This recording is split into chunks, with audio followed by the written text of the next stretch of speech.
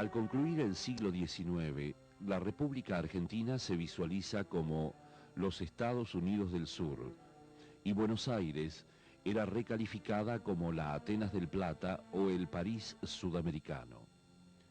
El desarrollo intelectual alcanzado permitió el impulso decisivo de una original renovación estética protagonizada por el modernismo literario, junto con el cual florece una filosofía con pretensiones académicas, la escuela positivista con su singular impacto institucional en la educación, el derecho y las ciencias de la salud.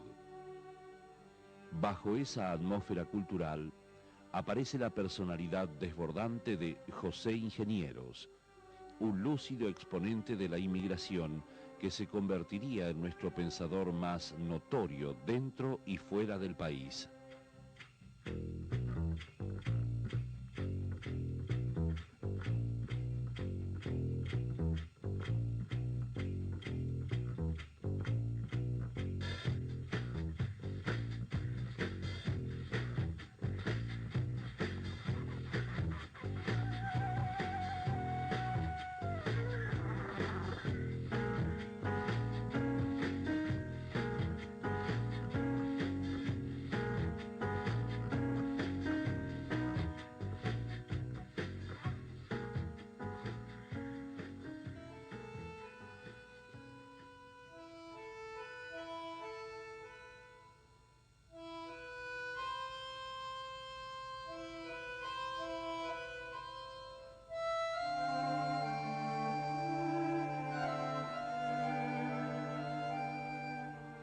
Nacido en el sur de Italia hacia 1877, su familia emigra al Uruguay y en 1885 se trasladan definitivamente a la Argentina.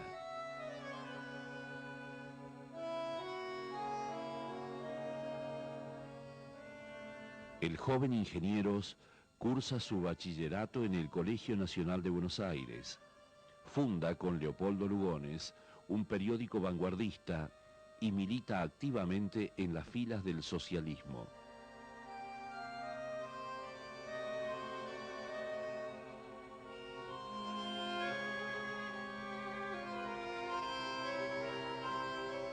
Publicaba un diario que se llamaba La Reforma, un diario estudiantil.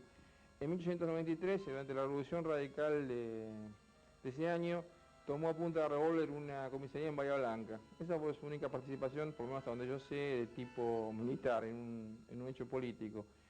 Ya como estudiante se distinguió como una persona de fuerte inteligencia, de fuerte carácter, combativo, reconocido por sus profesores, con una gran facilidad para escribir.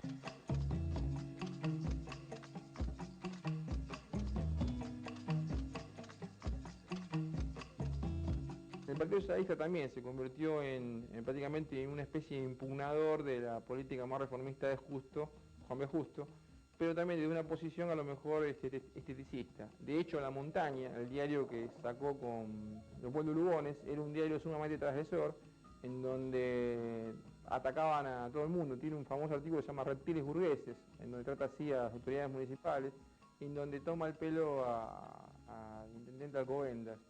Cuando era estudiante, pide a las autoridades de la facultad que se le permita pagar su matrícula fuera del plazo reglamentario, invocando como causa de ello que no tenía dinero y sostenía en forma así muy absoluta que la miseria no podía ser un elemento que descalifique la condición de alumno regular de un estudiante.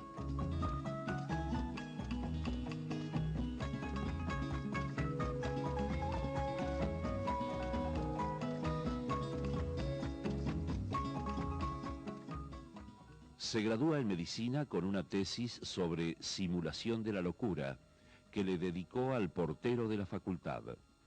Y la simulación de la locura, que parece un atentado a la locura misma, muestra el desgarramiento que hay de las instituciones con referencia a la atención del enfermo. Locos eran todos, estaban todos juntos, los degenerados, los borrachos, los ciegos y los enfermos. y se ve que el ordenamiento primero que hace Ingeniero junto con Veiga y Piñero, pujan por ordenar eso.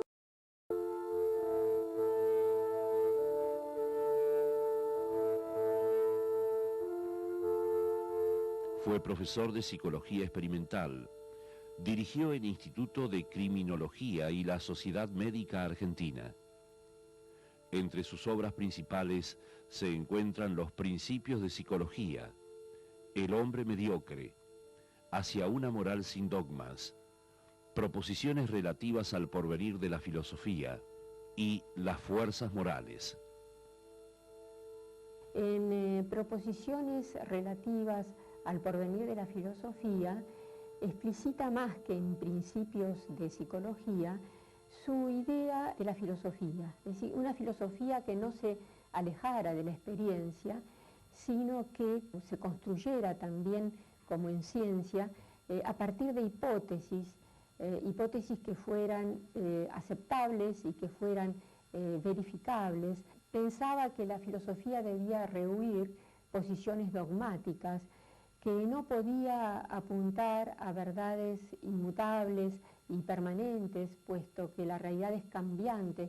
Ingenieros intentó hacer una revisión de todo el pensamiento positivista finisecular, y creo que es un intento, la obra de él, buena parte de la obra de él, básicamente sus dos obras principales para mí, la evolución de las ideas en Argentina de 1918, la sociología argentina de 1920, el último intento de hacer una interpretación de la realidad nacional en base a categorías positivistas.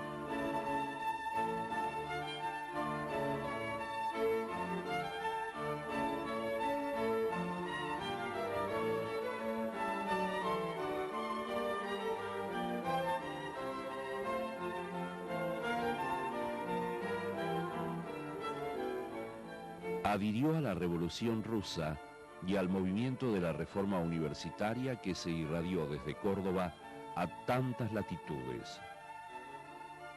Acompaña un pensamiento científico y filosóficamente válido y se aleja de toda violencia, que supone el anarquismo romántico previo. Y las premisas de la reforma universitaria son estrictamente esas, ¿no?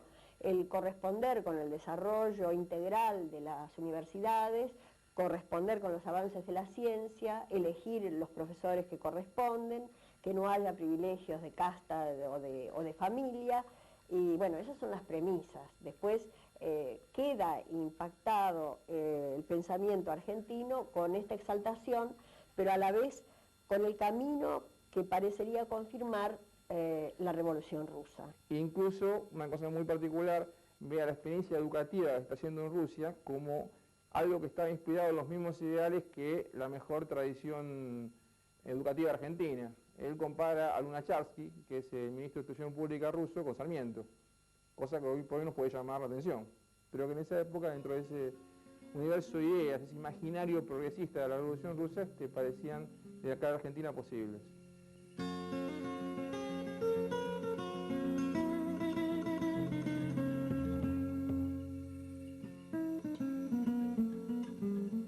Alcanzó una nombradía mundial que lo llevó a ser designado presidente de la Unión Latinoamericana, que propició la integración jurídica, económica y cultural de nuestras naciones.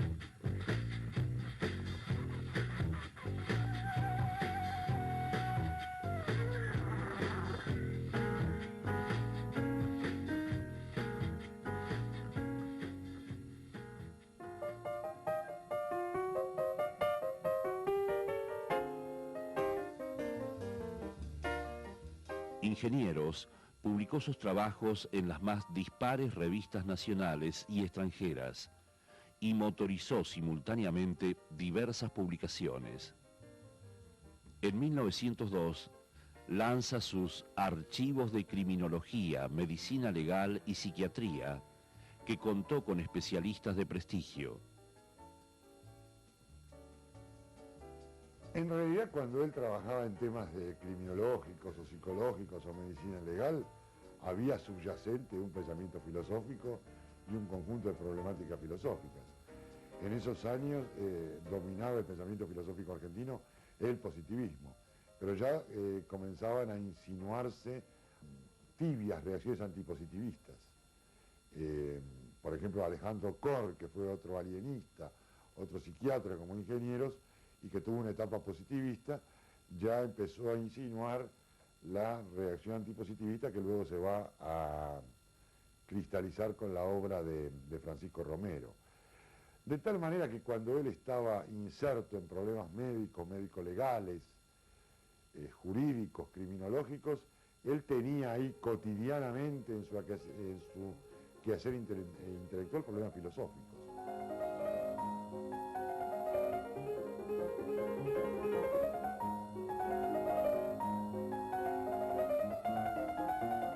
Una década después, luego de un fructífero exilio europeo y embargado por otras preocupaciones teóricas, se aboca a la tarea de fundar la Revista de Filosofía, donde primó la amplitud doctrinaria, recibiendo enjundiosas colaboraciones y comentarios de América y Europa. La revista se abrió a temas de candente avanzada como el pacifismo, la función de los intelectuales, la condición femenina, la teoría de la relatividad o el psicoanálisis, hasta convertirse en un baluarte de la prédica latinoamericanista.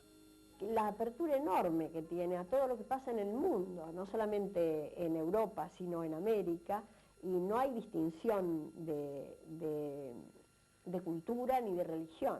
Y además la colaboración de gente impensable, mucho contacto con España también, de modo que es una revista de una actualidad y de una universalidad notoria.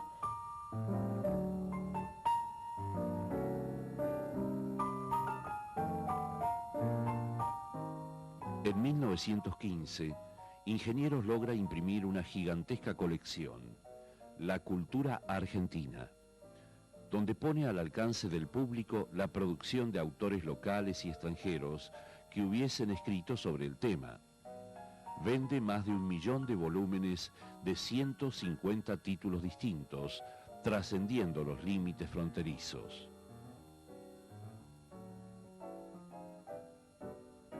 Desde 1914 hasta su prematura y sorpresiva muerte, él se dedicó sobre todo a filosofía, y a filosofía en un sentido amplio, porque cuando él escribe La evolución de las ideas en la Argentina, está tratando de hacer justamente eso, una historia de las ideas.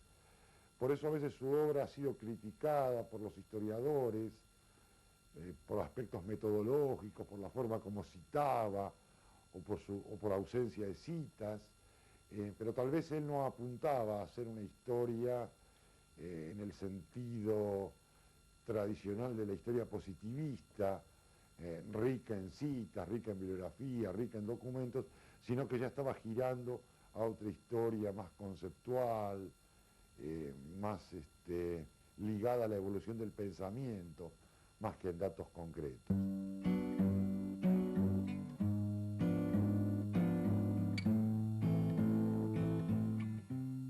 Según ha sostenido Francisco Leocata, Ingenieros asume una actitud de rebeldía ante la mera erudición, insinuando un enfoque que satisfaga las variables políticas y económicas junto a su paralelismo con las corrientes filosóficas.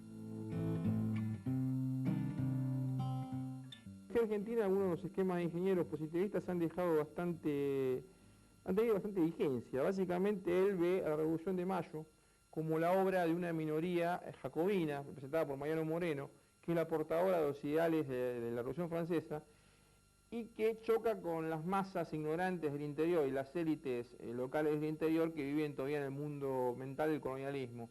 Este esquema de ingeniero después en la historiografía de la izquierda argentina ha tenido mucha vigencia. Toda su actividad es al mismo tiempo científica y política, histórica y sociológica, y es todo al mismo tiempo. No es un erudito que se queda en un aspecto y que ignora el resto, ¿no? Es un hombre de su tiempo, de su país, de la humanidad.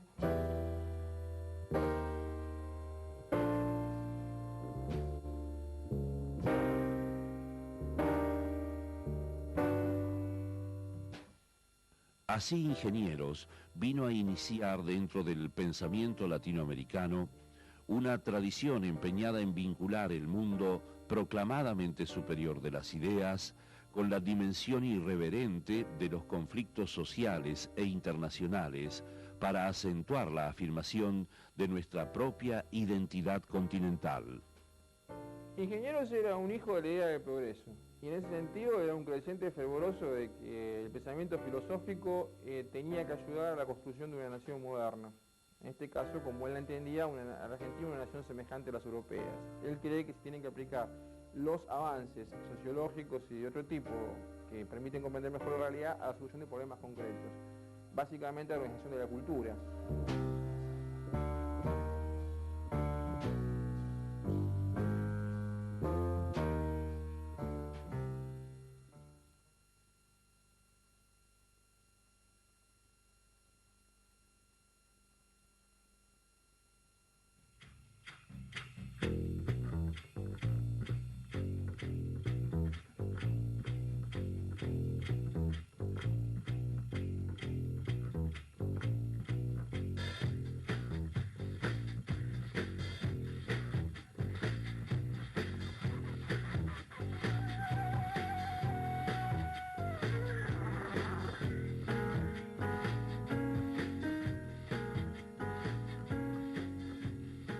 Me voy, don Jorge. Buenas noches, don José. Espere un momento.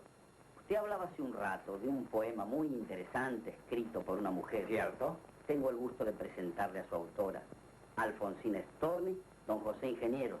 Me alegro de conocerla.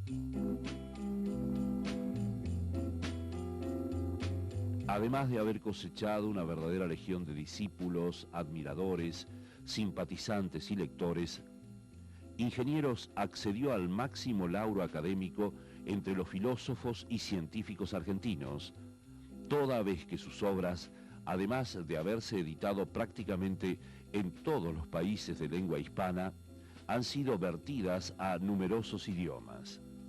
Y lo más relevante, se atrevió a distanciarse de posturas acomodaticias, comprometerse firmemente con la utopía y transformar el mismo campo intelectual. Creía en la fuerza de las ideas y por eso escribió tanto y por eso modula su pensamiento tantas veces, como se le ocurre a él que debe hacerlo, siempre con un eje permanente que es el mejoramiento de la sociedad. En ningún momento fue un escolástico estricto, en el sentido de pertenecer a una cátedra, a un instituto, en tener una relación de discípulo a maestro muy estrecha. Más bien fue un hombre libre, disperso, que incursionó en varias disciplinas simultáneamente, con un apetito de lecturas extraordinaria, una tendencia a los viajes.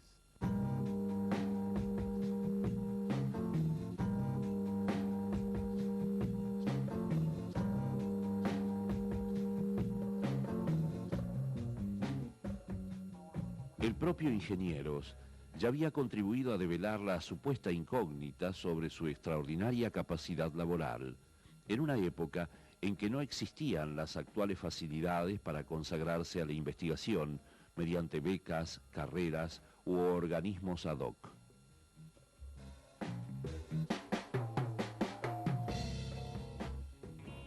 Mi producción científica no ha sido nunca un medio de vida.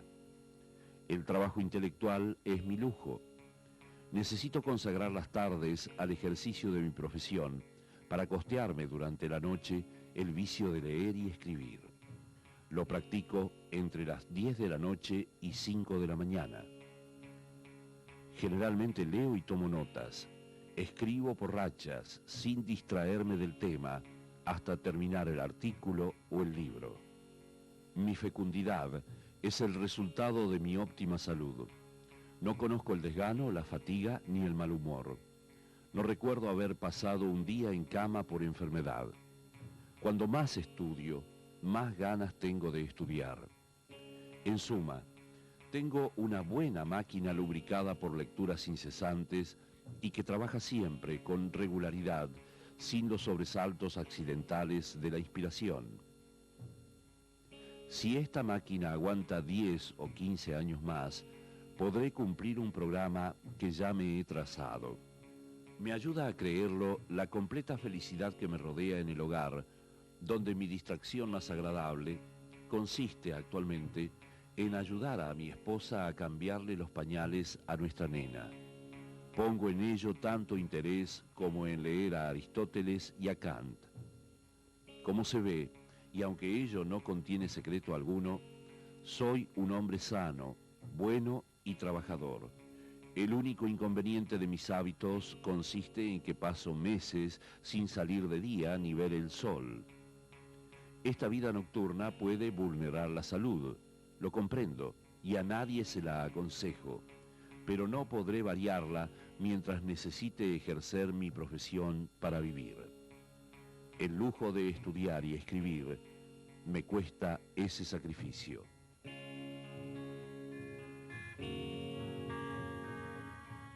José Ingenieros muere en plena efervescencia creativa cuando apenas había alcanzado los 48 años de edad. Hay una pendularidad muchas veces en el juicio crítico de los intelectuales hacia los intelectuales del pasado. Él tuvo un momento de gran reconocimiento académico, de un gran prestigio, se lo consideró una figura fundamental y luego pasó de moda, se lo criticó mucho, hubo artículos y estudios críticos demoliéndolo, pero probablemente las dos posiciones sean extremas y no del todo correctas. Seguramente en pocos años se hará un balance sereno y crítico de él. José Ingenieros es una figura que sigue imponiéndose por, digamos, la fuerza de sus ideas, por la intención ética que animó todo su actuar, además de los trabajos científicos en diferentes direcciones, ¿no? Como psicólogo, como sociólogo, como médico. Ingenieros forma parte de la tradición argentina, con sus defectos, con sus cosas positivas, con sus análisis más profundos y también con sus aspectos más negativos, su racismo, sus condiciones elitistas y hasta con sus rarezas intelectuales, reflejan un poco lo que fue toda una época de la intelectualidad argentina.